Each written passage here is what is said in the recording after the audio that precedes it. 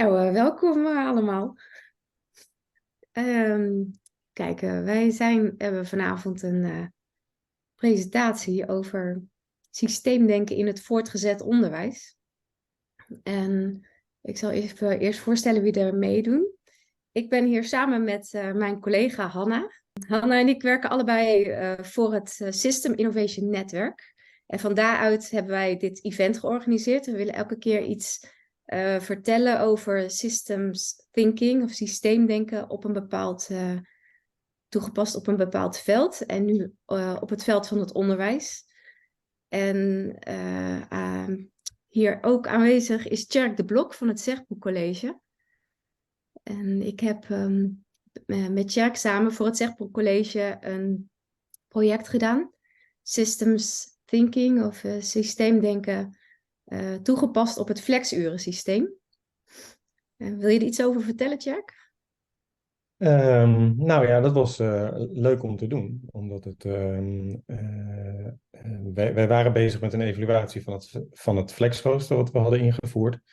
En nou, dat gaat dan allemaal vrij lineair met gewoon een serie vragen aan verschillende groepen. En totdat Gianne met haar systeemdenk, laat maar zeggen, graphics kwam, om het maar even zo te zeggen. En dat gaf een inzicht wat we niet uit die vragenlijst hadden gekregen. Dus dat was echt leuk om te zien. Ja, en mijn naam is Gianne Tillema. En ik ben een systeemdenker en ik heb het vooral toegepast op het onderwijs.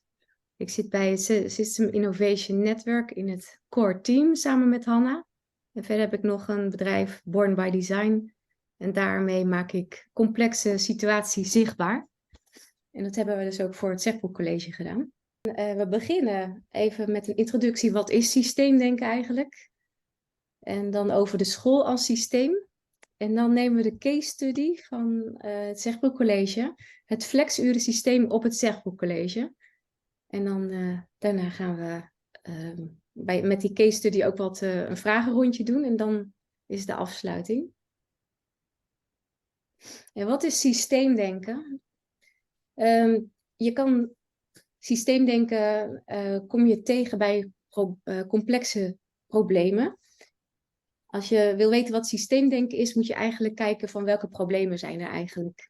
Je hebt hele eenduidige problemen. Bijvoorbeeld, je hebt een kapotte lampje, peertje.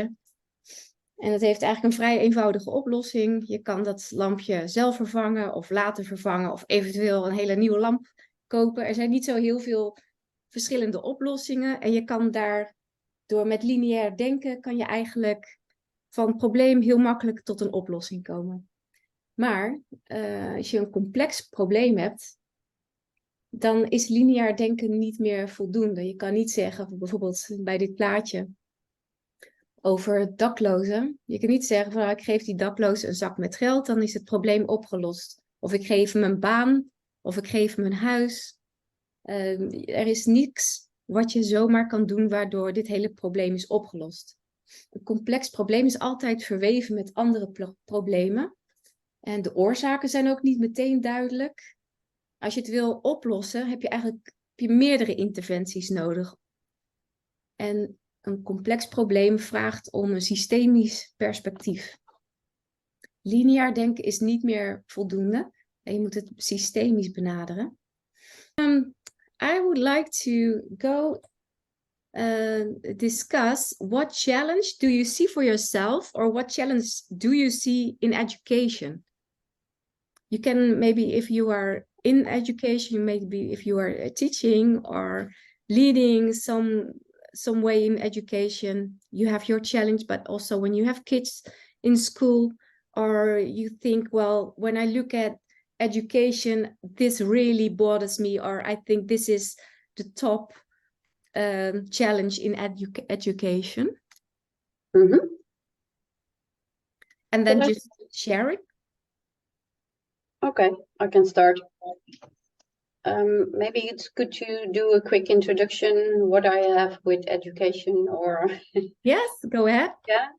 Yep. So I have several roles, and one of my role is that I'm chair of Develop, and that's the Organization for Learning and Development in the Netherlands in organizations.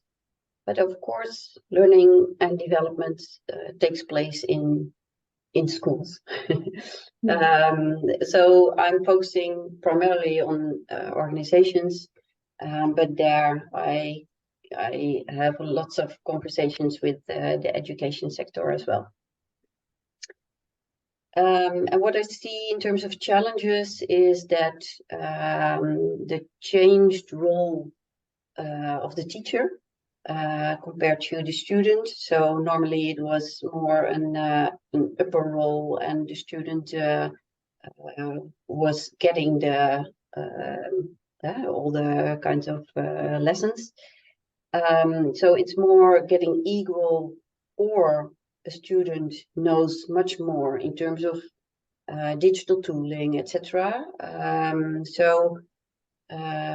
Yeah, the change of roles, what I see is that that's a challenge for teachers and students as well, to come to a new kind of how to relate to each other. I don't know whether Tjerk is recognizing that challenge, but that's what I see in different places where I've been working or have conversations with. I was wondering what age you had in mind of the students. Yeah, I worked at a hotel school, so that's a little bit the age of 18 till 22. I've worked on an assignment on the University Delft. So compared to the Zeggroep, that's just the next step. Next step, yeah. But however, my sons are at the age like Zeggroep is serving,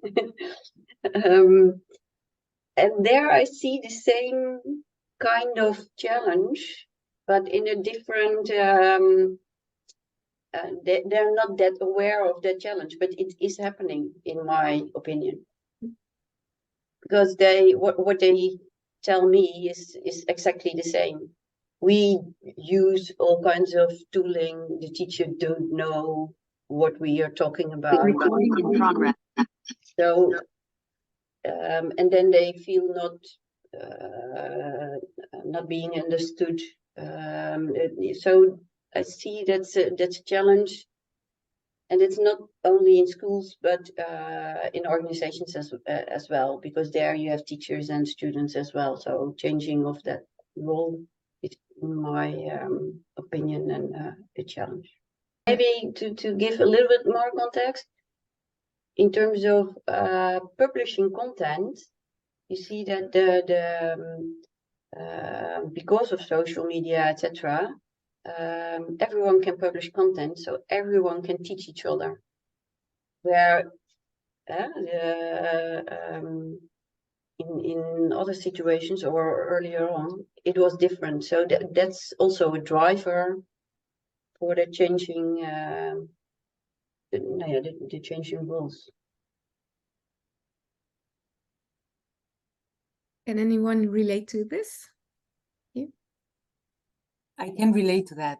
I think that is very difficult for teachers to stand in front of the class, acknowledging that they don't have all the answers, that actually nobody does, that the world is changing so fast that we need to change our way of teaching, and rather than coming with solutions, facilitating questions.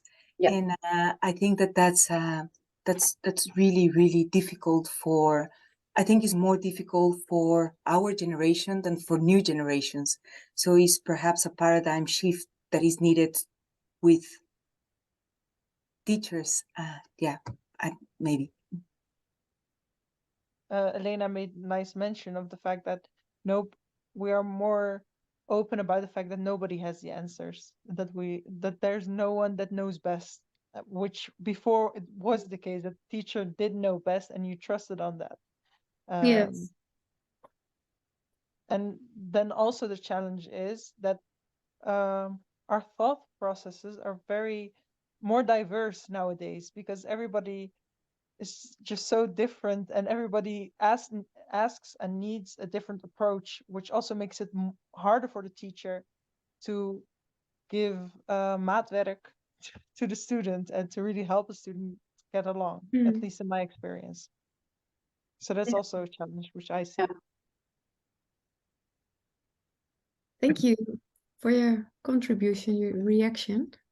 And Jack, can you relate to this? Because I remember also when the teachers have to teach within the flex hours, they also get children in front of them that are from several levels and ages, and some of them they have never seen before.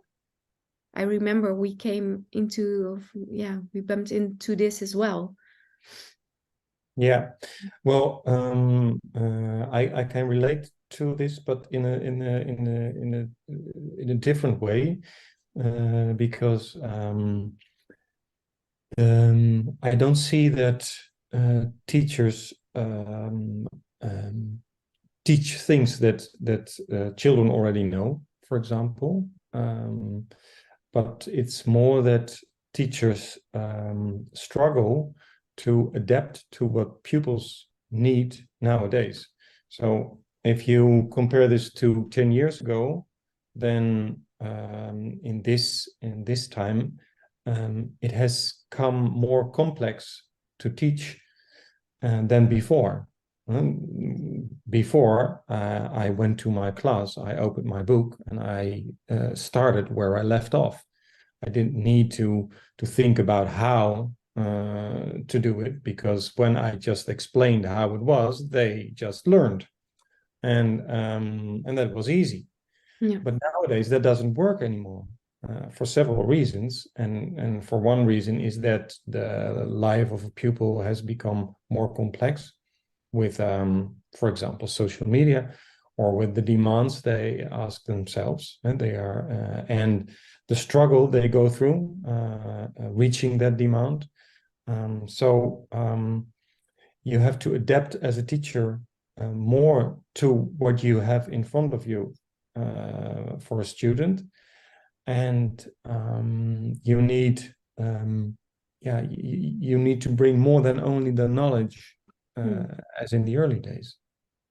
So it's more about how do people learn, and in the early days they just learned. You explained and they learned, but that's not the case anymore. Yeah. And Koen, you raised your hand. Yeah, I listened to the conversation with a lot of interest. I'm myself not an educational professional, though I give guest lectures on education, both at primary and tertiary education.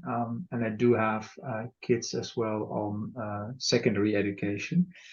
And I think what strikes me from the conversations I have with my kids is that they very much seem to need also more personal connection with the teacher, for the teacher to be liked better, and them generally just to listen and be attentive in class. I'm still surprised by the distinction between those teachers where we listen and pay attention, and those teachers where we just talk and just are with our friends and we listen to them and teachers as a bit of background noise. But that piece is really about, can the teacher relate to the pupils, to be part a little bit of their life, have some knowledgeable pieces, absolutely, and they want also content, but also do that in a way that matches with what this generation needs at this point in time, and that very much strikes me. And I'm not sure how much of that is actually teachable, or it's just more of a innate human nature of individuals, and how that relates to what needs to be done in education. So that's my primary observation from that perspective. Oh, thank you. So it's nice. That's a challenge where everyone can relate to, and I hear everyone bringing in a part that completes the challenge that Jacqueline sees. So Any other challenges? Another challenge is that education in Holland is very much fragmented, in the sense that there are a lot of institutions that has to say something about education. So there's the ministry, there are some, how do you say that, koepels in Dutch, belangenorganisaties. Mhm. How do you say that in English? Associations. Yeah.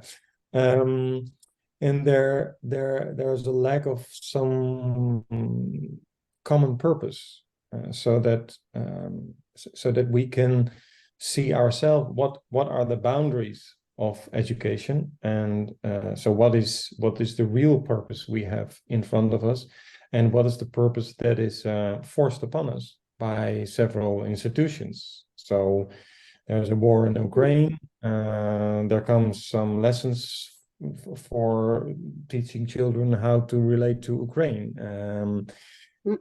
And there are several of those things that are pushed into the education, so that we don't know our own purpose anymore. And if we don't know our purpose, everybody else is going to force upon us our purpose. That's really difficult. Yeah. Can I ask you, Chair, because I absolutely saw the same kind of struggle within the hotel school, because it's totally international environment in terms of the student. Everything is coming in terms of inclusivity, language, what to, all those type of values, conflicting values, how to behave in school. And that was a real struggle at the hotel school. What you, the boundaries of the culture. Where do we boundaries, or do we set boundaries? And also that so the context is the entire world is coming into the school. However, I'm questioning what you're saying in terms of we don't know yet then the purpose, because isn't it that the purpose is always in a context, but the purpose, I don't know whether the purpose is changing. If the purpose is still the same, but the context is changing, or do you experience that your purpose is then changing? That's. Do you understand what I mean? It's not that the purpose is changing, but what is the purpose exactly? You know, we have a key purpose. And the children have to get their diploma and graduate and go to the next educational step, for example. Is that the purpose? Well, that's a key purpose. That is at least in secondary education. That is what we have to do. But there's much more than that. So we work with living persons, which are growing, which are going to be in the world, and they have to deal with the world and with themselves and relate to it. And what is our purpose in that? You know, when you see the how do you see the framework of the inspection? Yeah. Which is what they see and what they investigate in schools. It's nothing of that. There's nothing pedagogical, for example. It's all in some criteria, it's not seen in the framework of the inspection what we have to do. But when you work in a class, you see what you have to do. It's not a common purpose, so everybody does it with great and with wonderful intention, working with children. But we even struggle to talk to each other about it. Mm. We are more or less forced to talk in terms of what we are held accountable for. Yeah, yeah. So, for example, that's very sad, in fact, is that we think that, speaking in terms of a system, we think that the inspection is looking to us in a certain way, that we have to have big results, and so every part of a school is going to behave like that as well. It's all about grades, and children are behaving like that. When you have they work if it's for a grade. If it's not a grade, then they don't work. So we keep each other in that same system. Yeah. Yeah. And there's a lack of real purpose then. Yeah. Maybe I think what starts to come through when I listen to this conversation is indeed that we might be losing the right center point. And it's the right center point, a pupil with a teacher, and maybe a few teachers in a small school where the human connection is still there, and where you can make that assessment, or indeed whether it's being reused by the wider system of society for all kinds of other purposes. I think that's the things that you start injecting. And then the grade-driven behavior, I very much recognize. Anything and everything seems to be for a grade. I'm really interested about it, because that drives behavior. That's when my kids actually start to work. As I see the other side, it drives also a much more commercial and managerial approach of the way the schools start to behave. I've seen a couple of examples where then enlarging the scale of the school, or attracting higher paying foreign students in an international degree, for example, become the purpose, basically upsetting the delicate balance in the system by the school becoming, for example, too big, or becoming too diverse or too crowded, and that actually starting to adversely impact the quality of education. Situations where I've heard indeed my children taking classes in the hallways because the rooms weren't there, because the classes were all filled. And that was good, because more pupils means more money, and more money means more things to comply with inspection and scale and size. And I think we might be losing the plot potentially here a little bit. And that's, of course, a societal trend. It's not only happening at schools. But size, efficiency measures, metrics, accountability seems to become the dominant force in the system. Yep.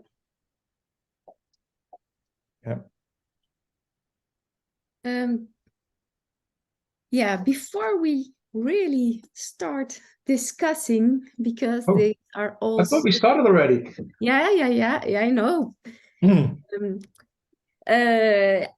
I also see that all the challenges that are mentioned, they are all grabbing into each other. I can see the relation between your challenges. It's not the unclarity about the purpose, unclarity about what is your role in the classroom, but the role in the classroom is also backed up with the purpose. It's all interrelated. And I would like to go on about the systems thinking in the school. And I will show you something, and you can see how interrelated everything is.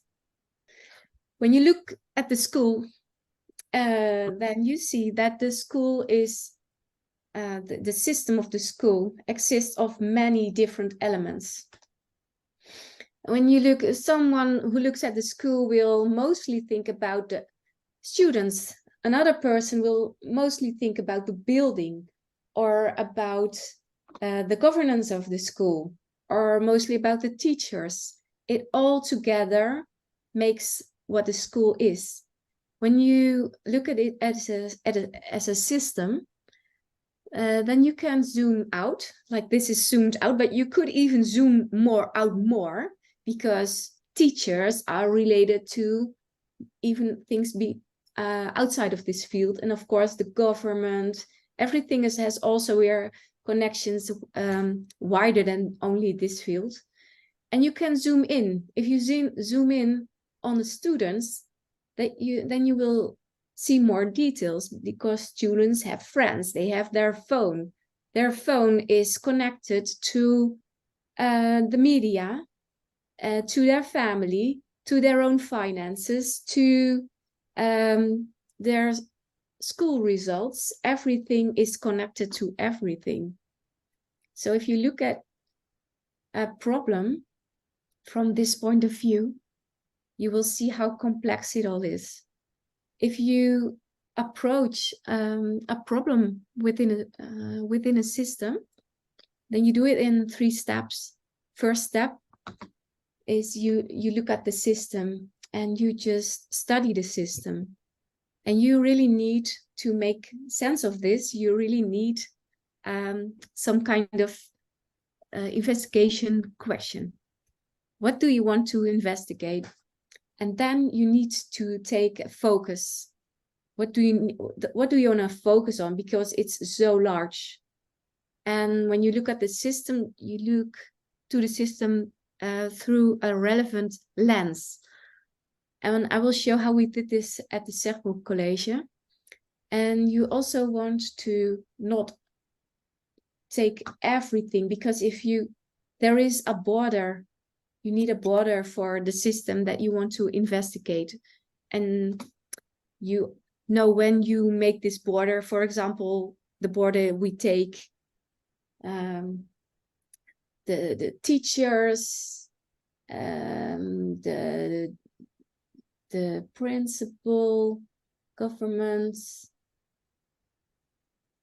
Just suppose you take this, then this is your system border. And you have to be aware that this is not a natural border. This is the border that we choose. And then what you also want to investigate is the underlying mindsets. And the second thing is to analyze the system and to make it visual so you can share it. And the third thing is that you want to look what is the best place, are things happening, where can we make innovations. And then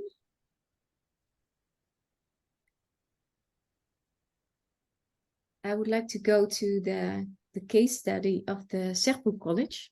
Can I ask one question? Yeah. On the underlying mindsets of who? Of the entire system, or all the stakeholders in the system, or one cultural kind of? You need to go to the underlying mindsets of what causes the problem. Yeah. Yeah, and but you. The mindset is coming from a mind or minds. Yeah, I'll just, in terms of stakeholders, and you have multiple problems. So how do you investigate in the underlying mindsets? You want to search for the underlying mindsets. Mm-hmm. Well, when you look at what you really see, you do not see underlying mindsets. They are hidden. Mm-hmm. What you do see are problems, are events, things that are happening that you really are not happy with. For example, in a school, dropping results from students, that's something problematic. Or increasing, for example, violence, or increasing absence, or there are all kinds of problems that you can observe. That's the top layer. But then when you really look at those events, then you can go a layer deeper. What structures do you see? What patterns? Like if results are dropping, for example, and it's not with one student, but with many students, then you go look for what are the patterns, with what students are the results dropping, in what classes, maybe which teachers, what yeah, you look for the patterns, and then underneath the patterns you will find that people have mindsets. Maybe some children, they think, well, I'm not good at this anyway, so I will skip class, and then results drop. Or there are always mindsets. Every problem, the bottom of every problem is caused by mindsets. And we have also been looking for the mindsets, but they are not visible at the first glance. You really have to work for that. Jack, could you explain, or could you tell something about the challenge that you were facing? Yeah, well, at one point, it was about 4 years ago, we started to think about a new system in the school. We had 50 minutes lessons, like most schools, and we wanted to change that to 80 minutes lessons and some flex lessons. And so now every pupil has 80 minutes lessons and 4 or 5 flex lessons, and flex lessons are just 40 minutes, and a pupil can choose those flex lessons as he wants. The reason for doing this was twofold. One was that we wanted to have more rest in the school, so that pupils didn't have to change 8 or 9 times from how do you say that? To switch the classes. Yeah, to switch the classes. Yeah. That was one purpose, and the second was that some pupils had more trouble with certain lessons, and other pupils had less trouble with certain lessons. So the pupils that had less trouble, I have to change. I have to say something before. Those flex hours, every teacher changed 20% of the lessons to flex hours. So I lose a bit of their normal lessons and change it in flex lessons. So that pupils that needed more time could choose those flex lessons that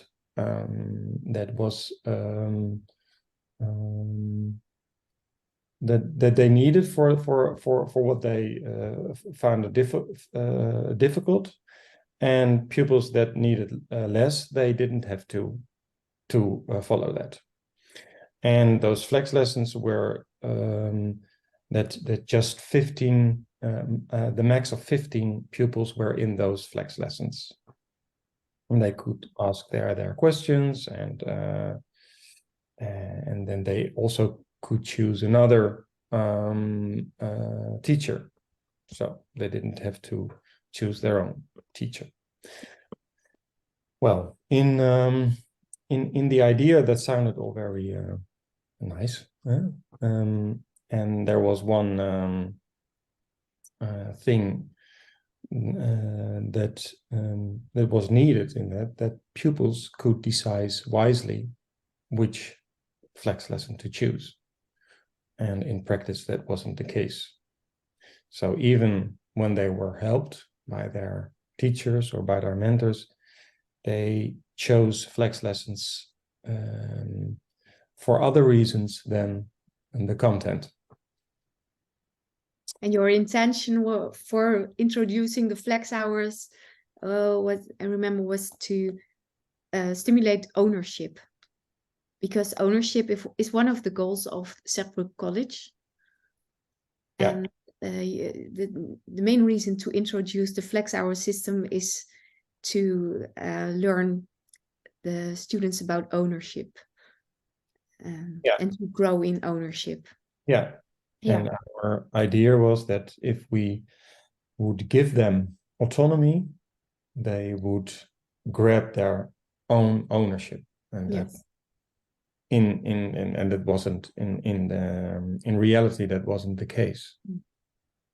But I can so well imagine that when you think about how can we promote ownership, and then you see all these kids following lessons that they already know everything about this. They would rather spend their time on something more difficult, and that for you, it's a very logic thing to think, well, then they should be in the other lesson, and let them help to decide on their own what kind of lessons they want to follow.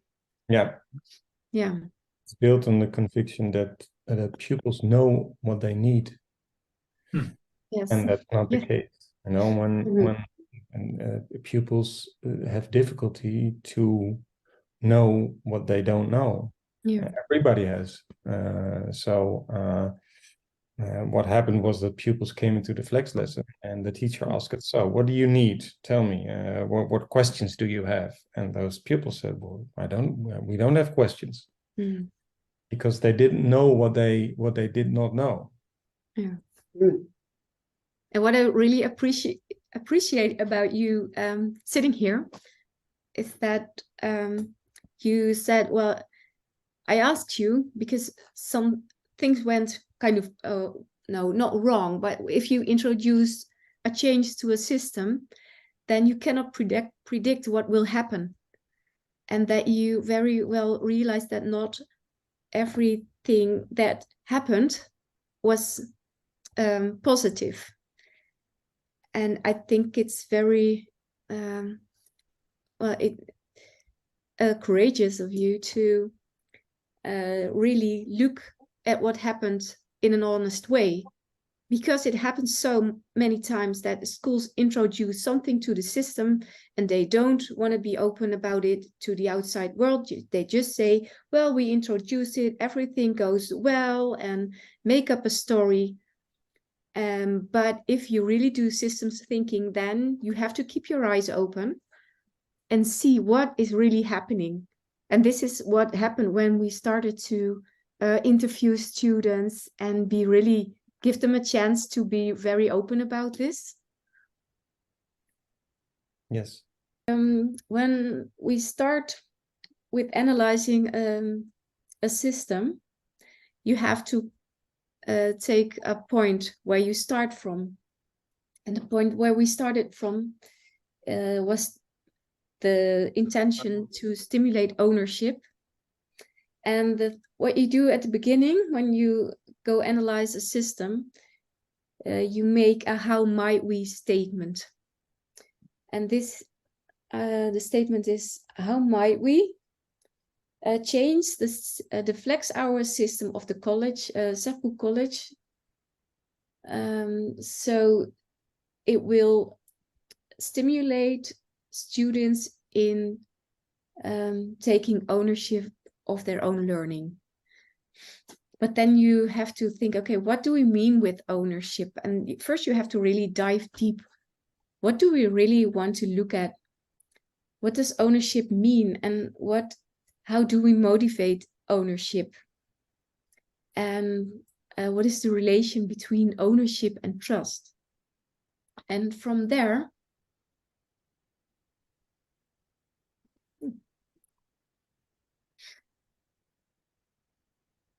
what we did is we made a stakeholder map. We looked at, okay, we made a map, which stakeholders are within the system.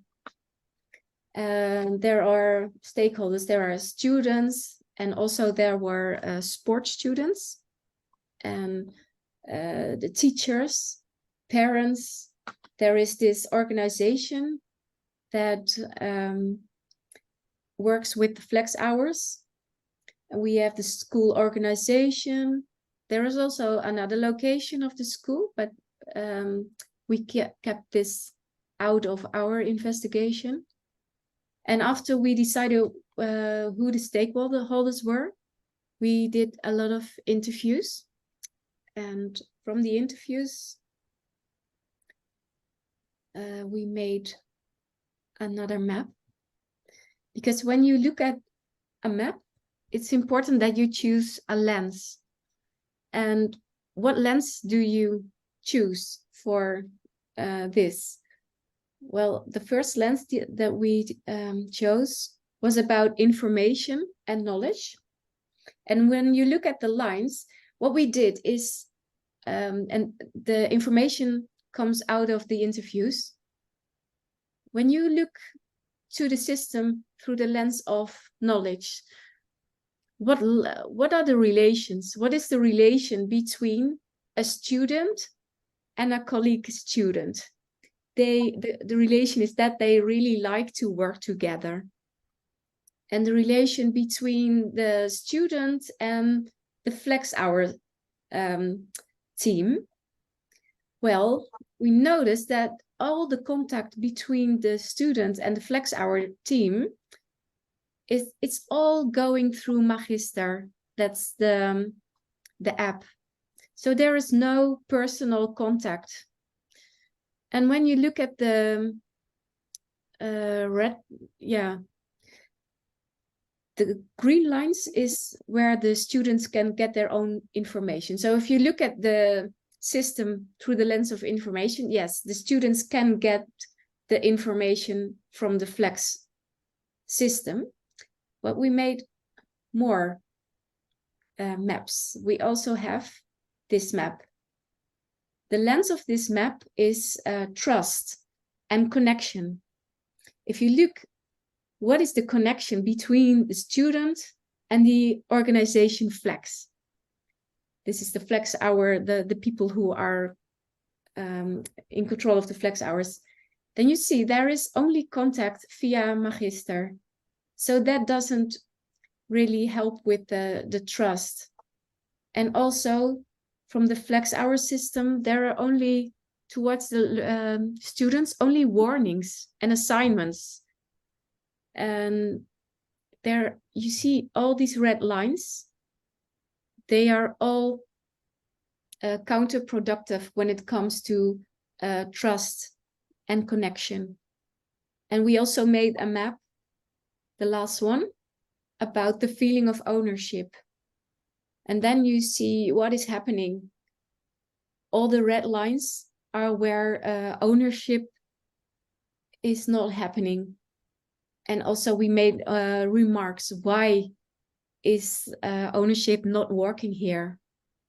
So because of these maps, we could make a lot of observations. One of the observations was that the system works based on punishment instead of rewarding. And that is very counterproductive to a feeling of ownership. So we discovered, because of that, a lot of counterproductive situations. They were counterproductive of a feeling of ownership. So that was, yeah, I really like to share these this map, because we can talk and talk, but this is a way that you really can see, and you cannot not see it, because it is so alarming. Yeah, and I wonder, Tjerk, what are the main observations for you that really stood out, that you really wouldn't have discovered without the system's point of view? The main observations are that pupils want to be connected to their teachers, and they have to work on something that with a real purpose. And in normal lessons, that's the case, but in Flex lessons, that was not the case. So they just chose every week other Flex lessons, and they didn't build a connection with the teacher. Well, some of them did, but they went every week to the same teacher, and they built a connection, and that really worked. For example, I had a student who was not in my class, who was in another department. She came every time to my Flex lesson, so we built a connection. And when I saw her in the hallway, I asked, and how did it go with your test? And and that was really wonderful. And that made me think, okay, so we have to connect to our students. They need us, they need it from us, but we need it from them as well. Mm. And if we are in that connection, then they want to work more on a goal. And that was not organized in those flex lessons, because what Gianna told is that when they did not go to the flex lessons, they were punished for it, because we thought, okay, it's all education time, so and they have to come, and if they are not coming, then we have to do something. And just saying you have to come doesn't work with those age.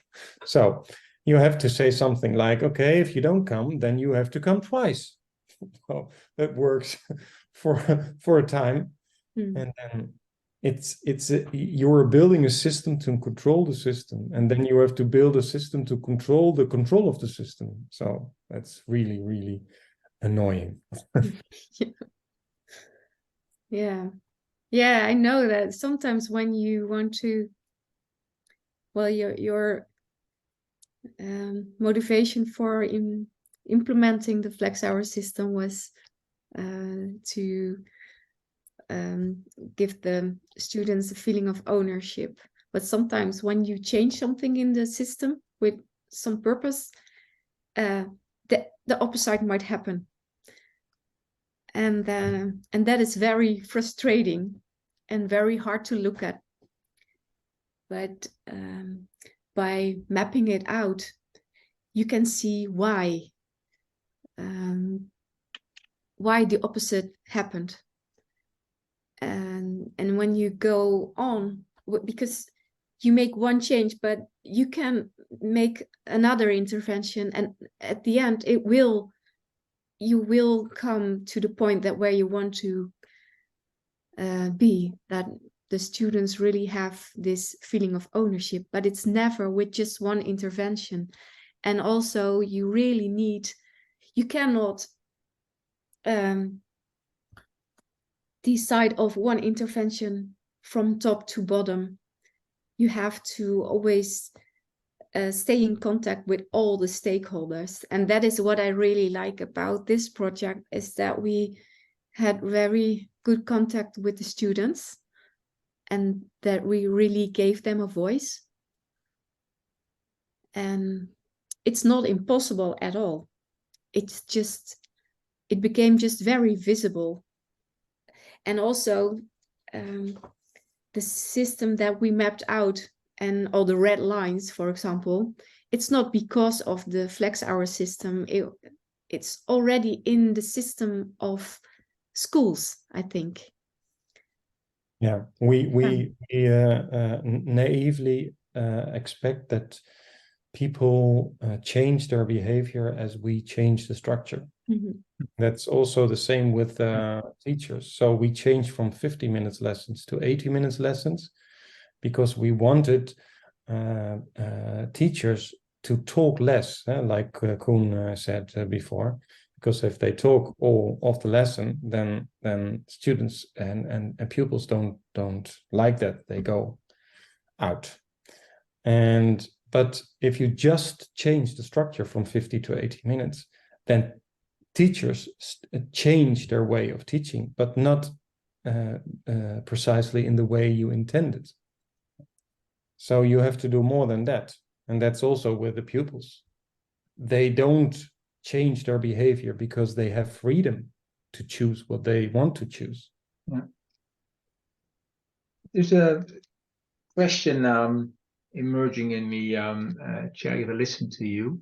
And it's a bit of a hypothetical question, but still interested to ask.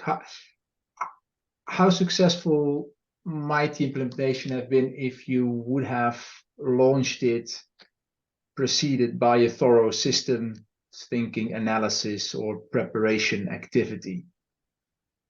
What's your assessment on that? Well, the problem with this might be that you have to predict what's going to happen. So now Gianna had the opportunity to do some research in the complexity itself. Yeah. When you do it up front, then you expect that people can predict the complexity.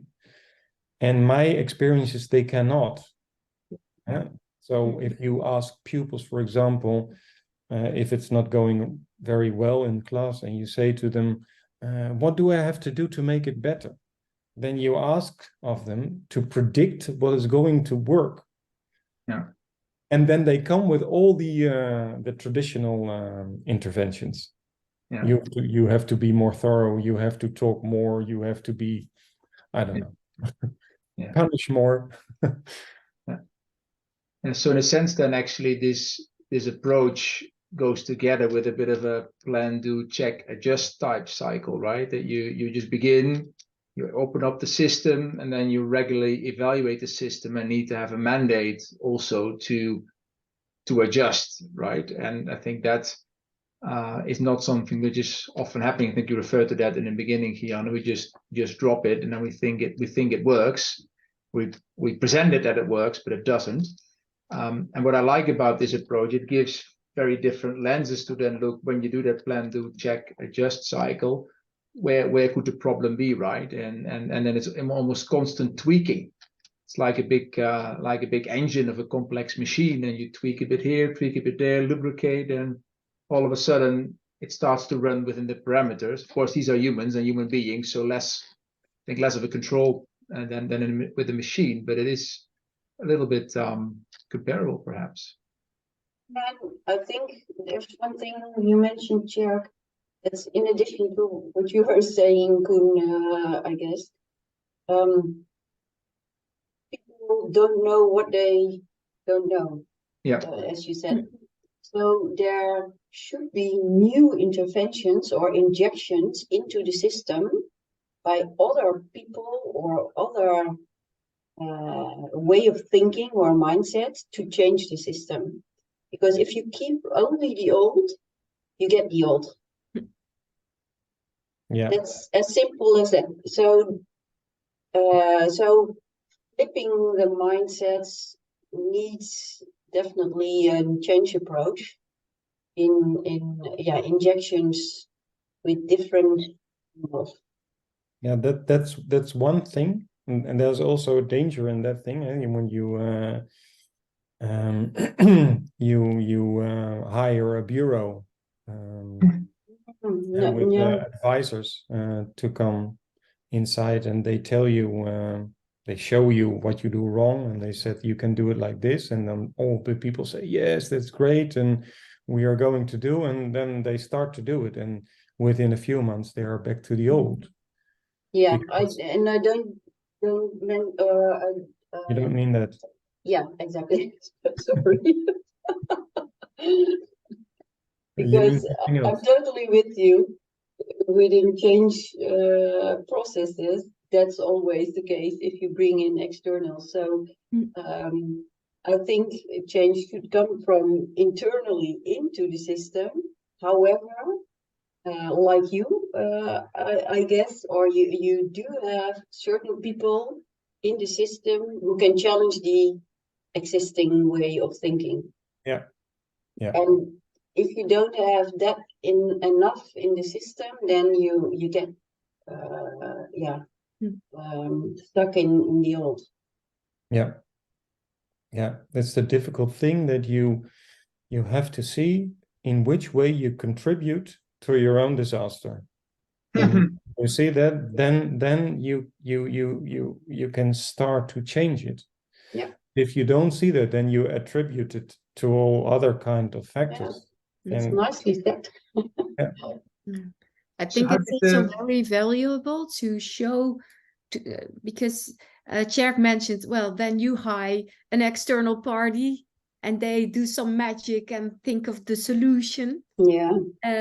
But I really like to, when you map it out and you do it together with everyone involved, show this map to to the students even, show it to the principals, show it to the teachers, show it to everyone, and make the system see itself. That's what we call it in systems thinking. Yeah. And then everyone will see these red lines and everyone will think, hey, like for example, there is really something wrong between the communication between students and this Flex Hour organization. They don't have any human contact, for example.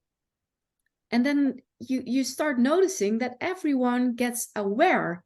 What kind of system are we part of and are we contributing to? Because every part of the system is contributing to maintain the way the system is working at the moment.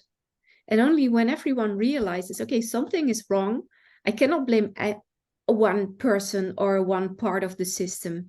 We have to do it together.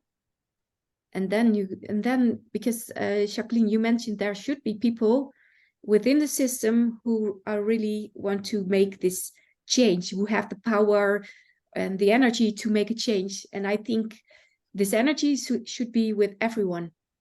Yeah. And I'm curious, because it's about ownership, whether you can ask that question to the pupils or students, however you call it, because then they can work on it by themselves. But I can imagine that some say that's your responsibility, so fix it then should be working. But maybe others are saying, okay, wow, I'm involved or engaged or feeling part of. I don't know how that should work. Yeah. Well, I think they have to, they have to learn something that we don't teach them, and that is self-regulated learning. And there are pupils who do that by themselves, and they make decisions that are very helpful for their own learning. For example, visit every week the same teacher. But a lot of pupils that don't have that self-regulated learning, they need it the most, but they don't know that they needed that. Yeah. So and then we go into the beginning of this evening, that the change in what a teacher has to be for a student is also contribute to that self-regulated learning of the pupil. Okay.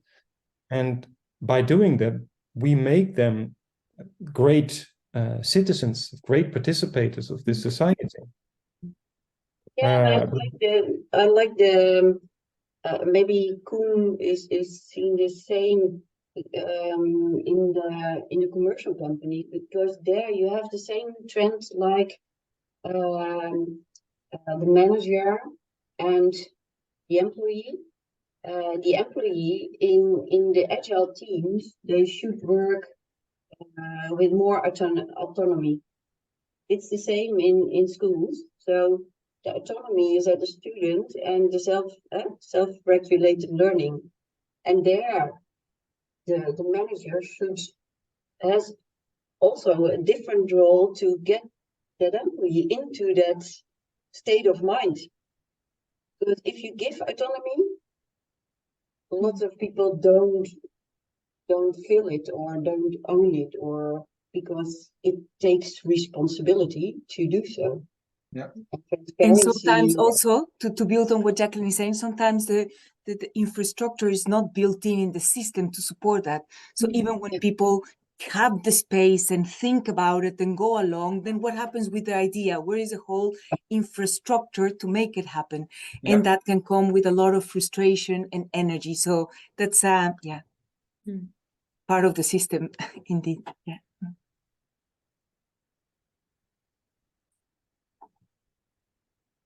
So a nice challenge, Jack. Yeah. I'm interested, Jag, also to learn from you. How did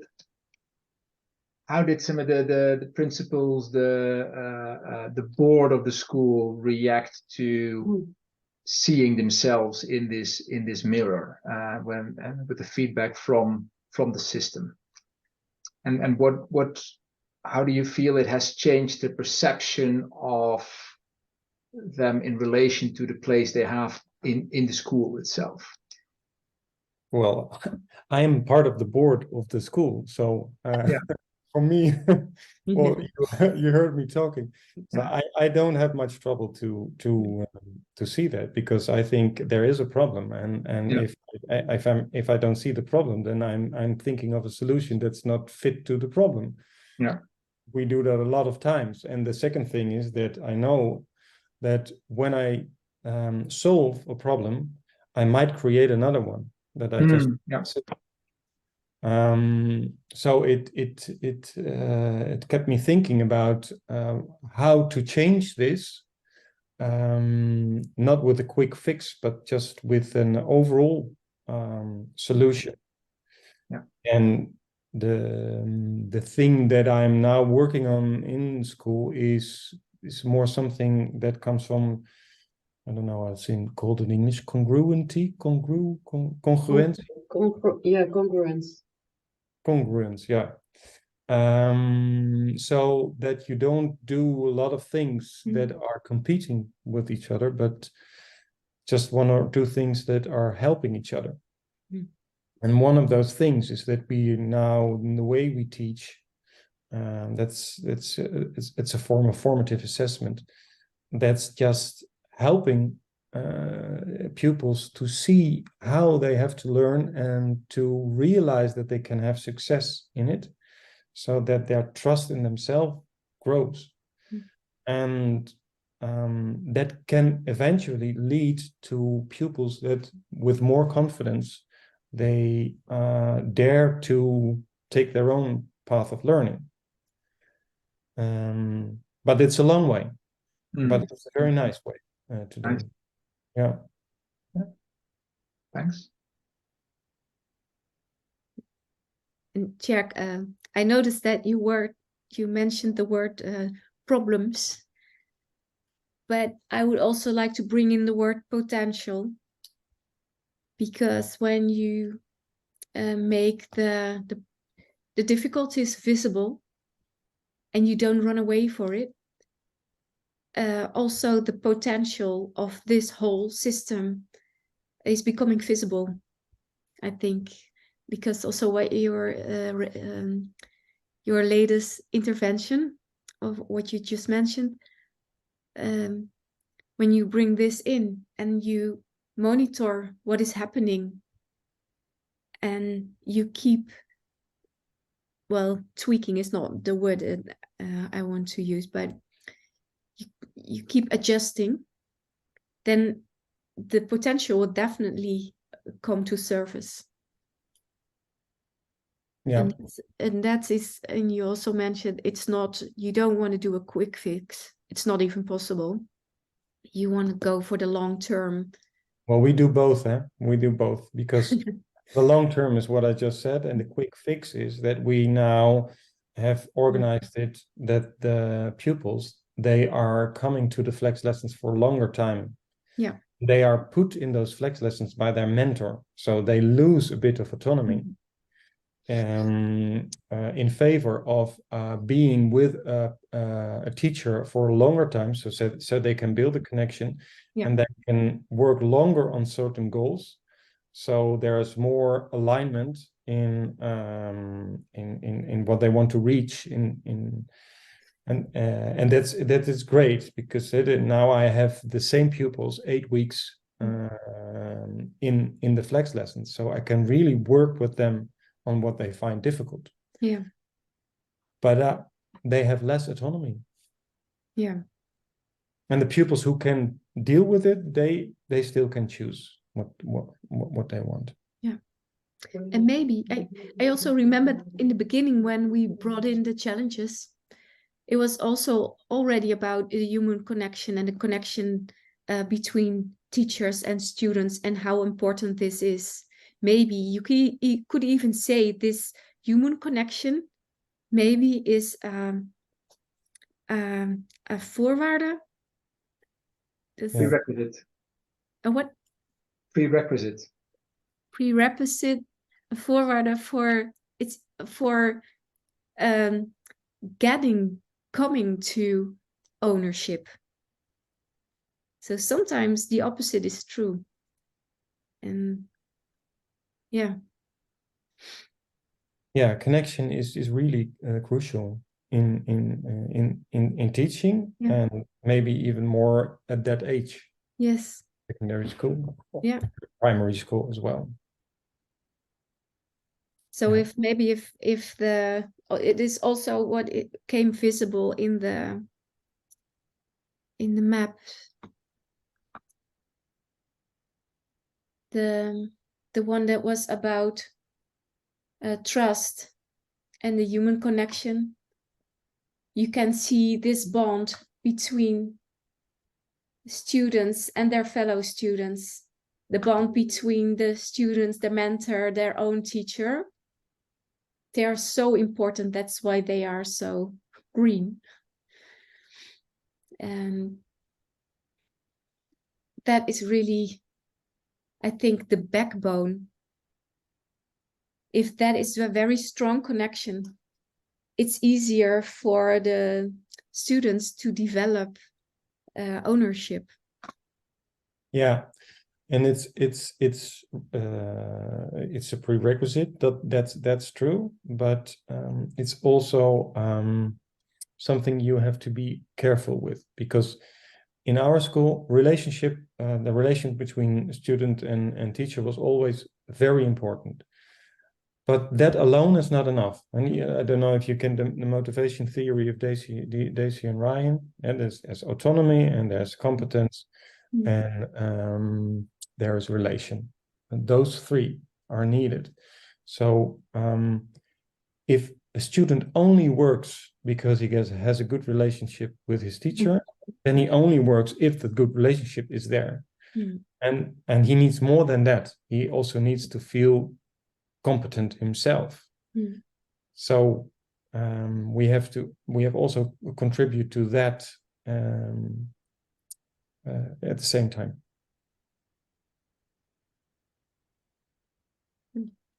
Yes, then I also wonder, zijn studenten ook, sorry, ben ik even bij dat ik wilde vragen.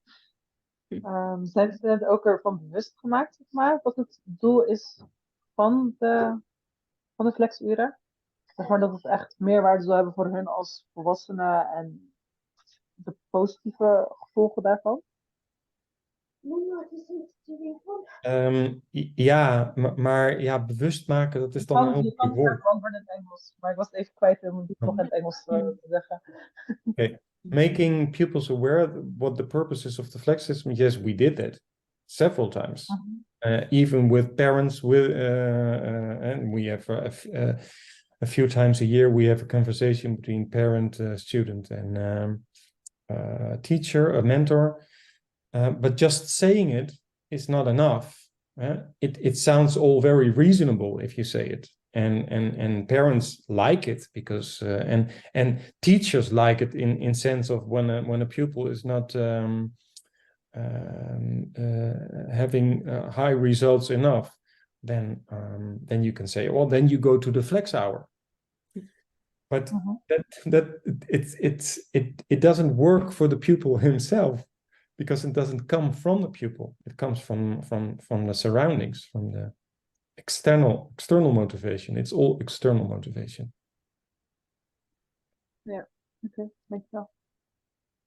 What I also find very surprising is that the students then they don't go to the classes that they are behind on. They prefer to go to the classes that they are really good at. They have so much a mind of their own. They want to feel good. They want to feel secure. They want to, they don't, when they are not good in some kind of class, they just don't go there. That was very surprising and actually very logic. Yeah. They just want to feel good. They want to have nice days. They want to have nice contact with people. Yeah. They don't really think, the most of them don't really think, well, someone told me that flex hours are good for me, so I will follow this. They are very pragmatic, most of them. Yeah. Yeah. and they choose them because it fits better in their schedule, for example. Yeah. Yeah. Yeah. Yes. Out of the Yeah, they are company. very practical. Very practical Yeah. and very inventive. Yes. And they have a much shorter term vision than you might think. Yeah. They just want to get through the day. Yeah. Yeah. I'm actually just very curious to explore the relationships myself, to see what is there and what happened when you connect them, and just to explore them, just to explore it without looking at anything in particular. Yes. It's full of observations and surprises. I teach HBO, International Business. And I've done a similar exercise trying to help students map their international business context so that they can make connections. So, yeah, it helps them to see. I find it a very helpful tool to use in my classes. When I allow students to explore with it and to do it themselves. You let them make a systems map, or Yes. oh, nice. Yes. Then they are graded based on the patterns that they find in the system. So how are they able to create connections and identify patterns, and what comes out of that? So Yes. Yeah. I have a final question for Tjerk. What are your next steps? What is your next move in systems thinking for secondary education? In systems thinking. Yes. Well, I think that it's important for the board, which I'm part of, to be able to use their system glasses. And now I know they do it, but they are not conscious when they do it. So they cannot switch between linear thinking and systems thinking. So I want them to be educated also in systems thinking, so that when we discuss a problem, then we can switch to the systems thinking. Yes. Because the danger of linear thinking is that it's all that when you don't know what the problem is anymore, then you frame it in terms of characteristics of a person or characteristics of a group, and then you say they don't want to, or they don't, Yeah. they are not able to. Yes. And then you are out of the circle of influence, so that it stops. Yeah. And by pointing at just a person or a part of the system, then you distance yourself from the system, and then you don't see yourself as contributing to this system. Yeah. It's an interesting question. How do you make other people's look through the system glasses? I really like this challenge. I really like this way of questioning it. With pupils, it's very easy often. You just ask them to change perspective, and then it begins already. And then they are they can very good see what they do and how they contribute to the problem that they are facing. But when people are growing older, they don't switch as easily between perspectives. Yes. I I like mean, this question. I've done it within KPN with, I brought them in a group, different sunglasses, and then saying, okay, put on sunglasses from the customer, put on now the different glass, now you are a teacher, or now you. That helps to get the switch into the other angle. Yeah. I did one time that's called Hold the Whole System in the Room. Then it was with all kind of people from education, also the inspection and leaders and teachers, and we had to switch from the role. We had a Ah, role, yeah, each other's role. yeah. Hmm. And Nice. then you had to talk from that role, and that was was very Wow. nice to do. Yeah.